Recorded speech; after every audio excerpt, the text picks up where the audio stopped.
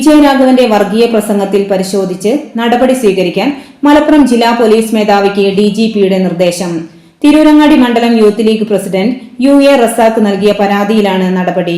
നിരന്തരം വർഗീയ പരാമർശം നടത്തുന്ന CPIM നേതാവ് A വിജയരാഘവനെതിരെയുള്ള പരാതി അന്വേഷിച്ചു നടപടി സ്വീകരിക്കാൻ DGP നിർദ്ദേശം നൽകിയിരിക്കുന്നത്.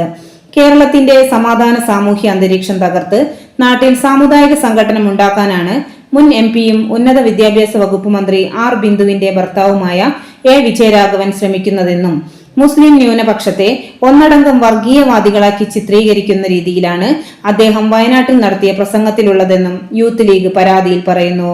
ഒരു സമൂഹത്തെയും സമുദായത്തെയും മുഴുവൻ വർഗീയവാദികളാക്കി ഇദ്ദേഹം നിരന്തരം പ്രസ്താവനകൾ നടത്താറുണ്ട്. ജാതി മതഭേദമന്യേ എല്ലാ മനുഷ്യരും ഒരുപോലെ ജീവിക്കുന്ന കേരള നാട്ടിലെ ജനങ്ങളെ മതം തിരിച്ച് ചിന്തിപ്പിച്ച് അതിലൂടെ വർഗീയ കലാപത്തിനാണ് വിജയരാഘവൻ ശ്രമിക്കുന്നത്. ഇത് തടയൽ അനിവാര്യമാണ്. MP-മാരായ രാഹുൽ ഗാന്ധിയും പ്രിയങ്ക ഗാന്ധിയും വയനാട് ലോക്സഭാ മണ്ഡലത്തിൽ നിന്നും വിജയിച്ചത് വർഗീയവാദികളാലാണെന്ന പ്രസ്താവന ഭൂരിപക്ഷ വർഗീയവാദികളെ തൃപ്തിപ്പെടുത്താനാണ്. കേരളത്തിൽ ഹിന്ദു മുസ്ലിം കലാപം സൃഷ്ടിക്കാനുള്ള A വിജയരാഘവന്റെ ശ്രമത്തിനെതിരെ കലാപാഹ്വാനത്തിനും സാമുദായിക സ്പർദ്ധ വളർത്തിയതിനും വ്യാജ പ്രചരണത്തിനും കേസെടുക്കണമെന്നുമാണ് DGPക്ക് നൽകിയ പരാതിയിൽ ആവശ്യപ്പെട്ടിരിക്കുന്നത്.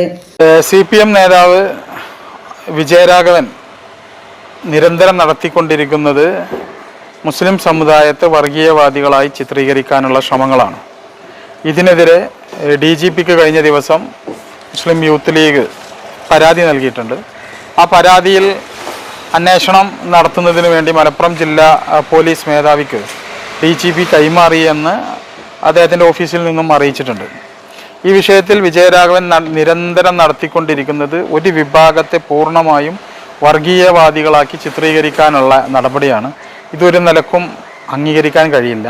കേരളം പോലുള്ള ഒരു സംസ്ഥാനത്ത് ജാതി മത ഭേദമന്യേ എല്ലാവരും ഏകോദര സഹോദരന്മാരെ പോലെ കഴിയുന്നതാണ്.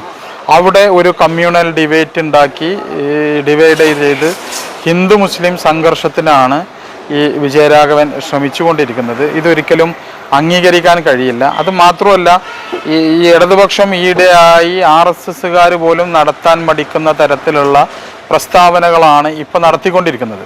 CTV news Tirurangadi. Chamano International Jewelers, traditionally trusted for 160 years.